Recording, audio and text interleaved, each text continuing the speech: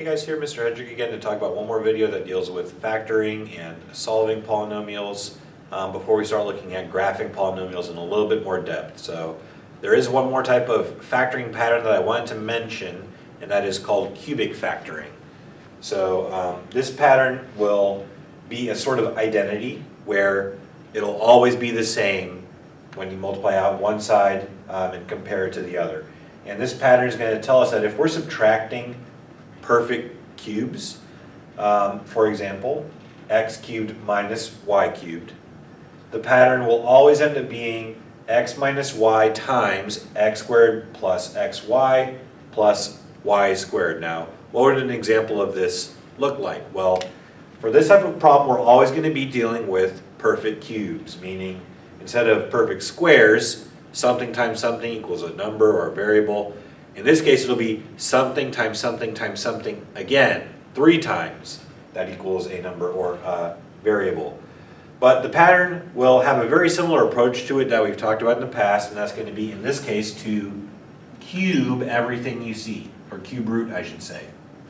So the cube root of 8 here would be 2, because 2 times 2 times 2 is 8. The cube root of x cubed is x, x times x is x cubed, and the cube root of 27,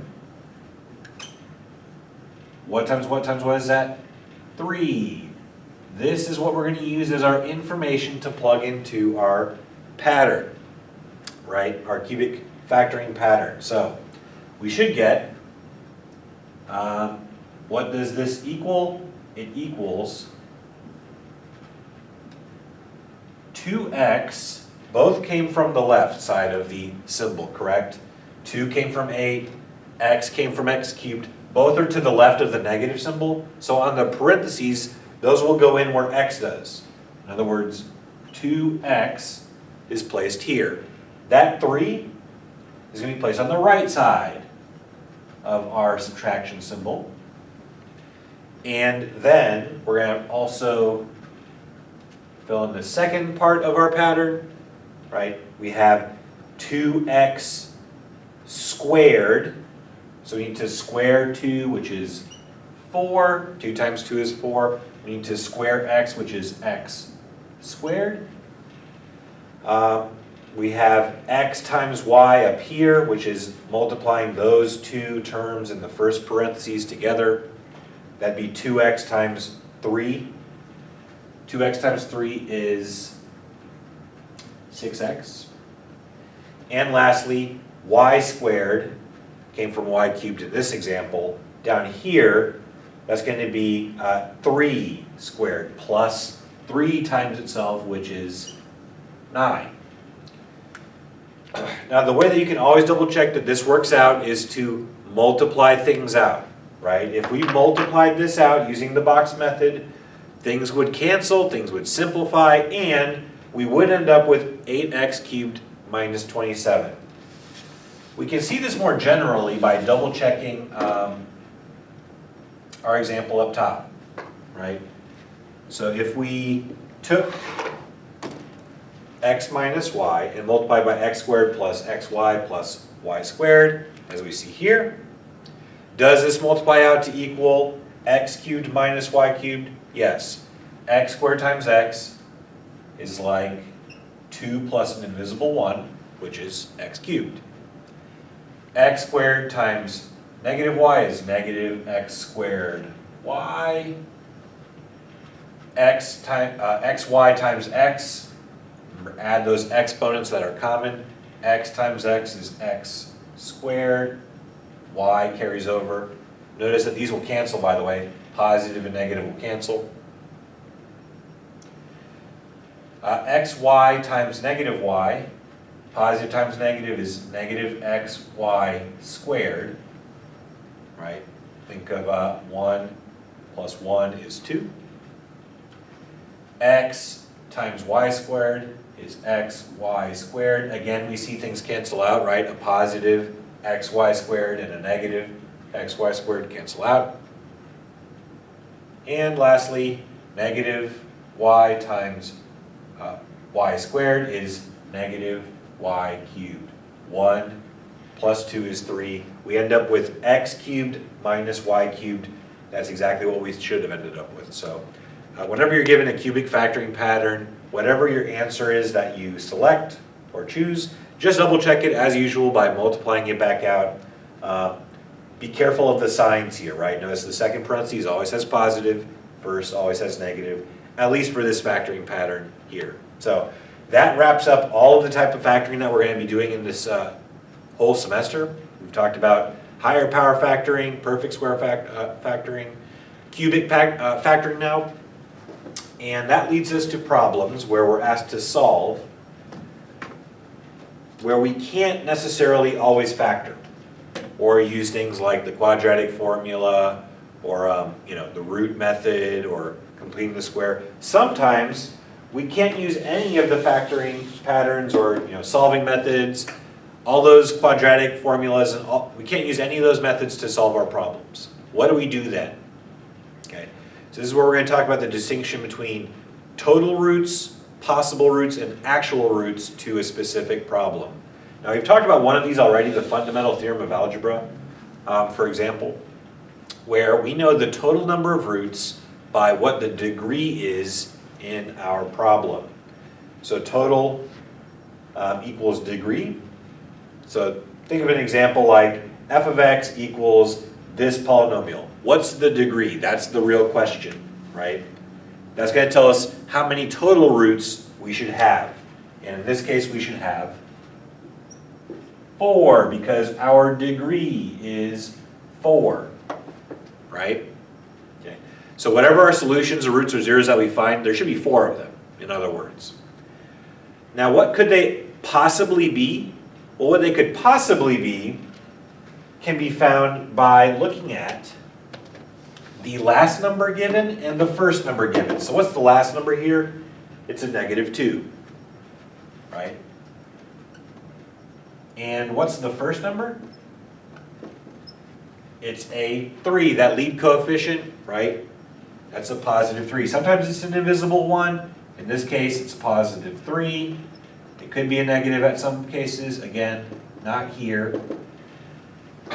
To find possible solutions to this type of problem, because notice, you can't factor that.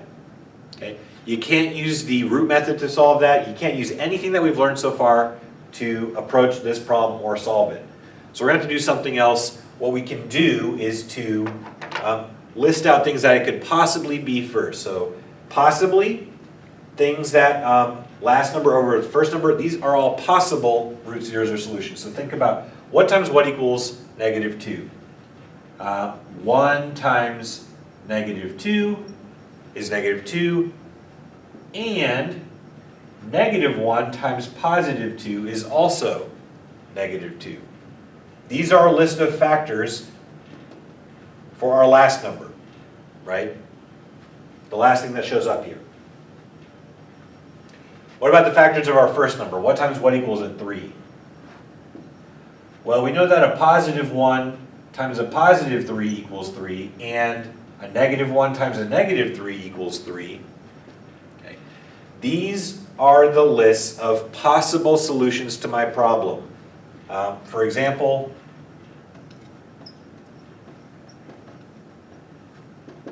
what could my answer possibly be? What solutions possibly come from this? 1 divided by 1 is 1. 1 divided by -1 is -1. 2 divided by 1 is 2. 2 divided by -1 is -2. 1 divided by 3 is 1/3. That's also a possible solution to my problem. -1 over +3, -1/3. 2 over 3, positive and negative. You should notice here, these are what are called my possible rational roots, okay? Things that don't involve square roots, things that don't involve I, they're either whole numbers or fractions.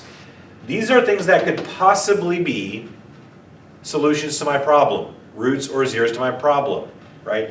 Any of these possible numbers, if you plugged them into x, some of them might turn the problem into 0, some of them might not. Okay? Now how do we know? how do we know which of these possible solutions are actual solutions, right? If I know what the possibles are, I should be able to then find the actual. So possibles always involve plus and minus signs. Notice that. Okay. We're going to look at an example here where we're going to not only find possible solutions, not only total solutions and roots and zeros that we should have, but also the actual ones. Okay. So this is a different example. I just wanted to show one that involved possibles. The total number of solutions we have here, the total number of roots, zeros, or solutions should be a 3, right? The degree is 3. Whatever I find at the very end should equal that. My possible roots, zeros, or solutions will end up being my last number of factors divided by my first number of factors, and this is a 1 here, right? So what times what is negative 18? I could have 1 times 18, negative 1 times positive 18. I could have 2 times negative 9, or negative 2 times positive 9. I could have 3 times 6, negative 3 times positive 6. These are all my factors of negative 18. Again, always with plus and minus symbols. And my factors of 1 are always going to be either 1 times 1 or negative 1 times negative 1. Okay. Again, plus and minus symbol shows up. Whenever you're looking for possible solutions, using this method, right, last number divided by first number factors, it always will end up being plus and minus symbol of everything on top divided by everything on bottom. So in this case, 1 over 1, 1 over negative 1, 2 over 2, sorry, 2 over 1, 2 over negative 1, 3 over 1, negative 3 over positive 1, and so forth. These are all my possible solutions. That's quite a list, right? So, which one of these work, which ones don't? What we can do to find actual roots, zeros, or solutions is to test by synthetic division each of these options. Now, what I would recommend here is to test smaller numbers first, like let's try 1, right? What happens if I choose 1? Does that turn everything to 0? Is my remainder equal to 0 here? Synthetic division, if we recall, says list all of your coefficients. Make sure nothing's missing. Nothing's missing here, right? Cube, squared, x, no variable, nothing's missing. Okay. Always drop your first number. Multiply diagonally by whatever you're testing with. So 1 times 1 is 1. 1 minus 2 is negative 1. Negative 1 times 1 is negative 1. 9 minus 1 is 8. 8 times 1 is 8. Does this add up and down to give a 0? No. What that tells us is positive 1 was possibly a root 0 solution, but it's not actually a root 0 solution because the remainder here is not 0. This is not a root 0 solution. Okay? So we need to try a different number. And what I would recommend here, again, just go in some, go in the order that you're given. Let's try positive 2 instead. Okay? What happens if I use positive 2? Is this an actual root 0 solution? Maybe. Drop the 1, multiply by 2. 1 times 2 is 2. 2 minus 2, 0. 0 times 2, 0. 9 plus 0 is 9. 9 times 2 is 18. Aha! Now in this case, we ended up with a remainder of 0, right? What does that tell me? X equals 2? That's one of my solutions, right? That's just one of them. I should have 2 more, right? I should have 2 more. So, do I have to go through and test all these numbers? No, I don't have to do that. Instead, what I can do is use whatever's left over, right? This is my remainder. from using synthetic division, I can take a look at whatever's left over and notice we have a constant of positive 9, 0x, 1x squared. That's left over, right? X squared plus 9. I can actually just take that and see if I can solve that on its own, right? X squared plus 9. Can I find solutions, roots or zeros, from that by itself? And the answer is yes, right? You could factor, you could use the root method here. I would recommend the latter. Subtract 9 to both sides. You could use the quadratic formula even. The quadratic formula always works. In this case though, I would say that the best recommendation I can give is to use the root method. Square root both sides. X equals plus or minus 3i. Two more solutions, plus 3i, minus 3i. Don't forget, the square root of 9 is 3, but that negative means I shows up in my answer. That's 3 total solutions, as I knew I should get using what's called the rational root theorem. Find total solutions first, or total zeros, total roots, from the degree. The degree was 3. I should have 3 total roots, zeros, or solutions. Next, find possible roots, zeros, or solutions by looking at your last number.